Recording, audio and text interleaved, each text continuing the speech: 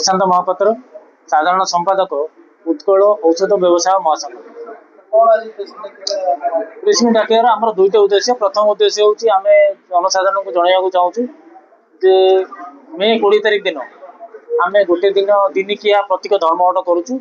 ओडिशा रे 35,000 औषध दोकानी और सर्वभारत में 10,50,000 औषध दोकानी से दिन बंद रही।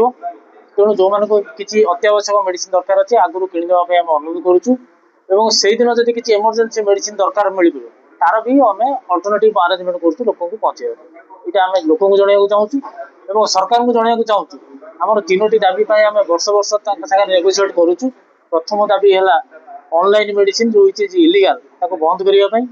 द्वितीय कथा हूँ प्रेडेटरी प्राइसिंग जो आज देखिए कॉर्पोरेट मान हाउस मैंने नुआ नुआ मेडिसिन बिजनेस को आसिक 50-60% डिस्काउंट दौरान से कौटू पाँच कौन से मेडिसिन कौन अच्छी इनक्वारी करने जनवाक चाहूँ।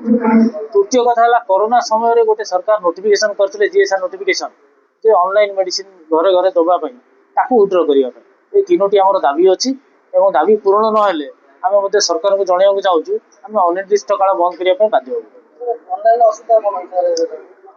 ऑनलाइन आगे देखु आमर ड्रग एंड कॉस्मेटिक एक्ट बहुत रूल रेगुलेशन अच्छी से गोटे अच्छी medicine will be dispensed by a registered pharmacist.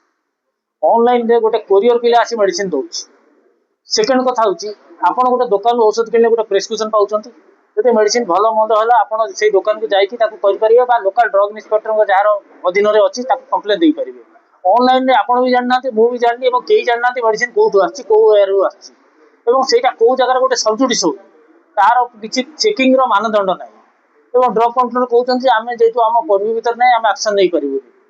तृतीय कथा है ऑनलाइन रे आपड़ जो रेस्ट्रिक्टेड मेडिसिन अच्छी शेड्यूल H1 मेडिसिन अच्छी केवल डॉक्टर प्रेस्क्रिप्शन और सुपरविजन दि जापर से गुड़ा ऑनलाइन उपलब्ध हो। आपड़ गोटे प्रेगनेंसी टर्मिनेशन किट आप ऑनलाइन पाइबे। कोडिन कफ सिरप आप पाइबे। हैबिट फॉर्मिंग मेडिसिन आप ऑनलाइन पाइबे जोटा कि आप रिटेल दुकान पाइबे। आप रिटेल दुकान जातु प्रेस्क्रिप्शन देले से आपको हेजिटेट कर निशा औषध दवाई जोटा कि किंतु आप ऑनलाइन पाँच जो थे कि आम यंग जेनेरेशन मिसलीड होवार बहुत चांस अच्छी एवं मेडिसिन रेजिस्टेंस जोटा बर्तमान गोटे वर्ल्ड वाइज प्रोब्लेम से भी डेभलप होवार चांस अच्छी। तेणु आम ऑब्जेक्शन कर सरकार को 2-3 वर्ष धरिकी आम लगातार रिकमेंडेशन दौचु आम सागे।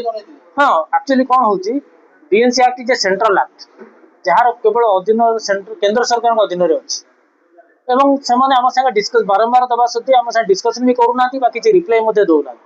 तेणु दृष्टि आकर्षण करने गोटे दिन बंद आम कर हईराण हेबी तार आम आश्योर नौ आम प्रति जगह रेगुलर मेसीन न मिले इमरजेंसी मेडिसिन से दिन आवेलेबल हो।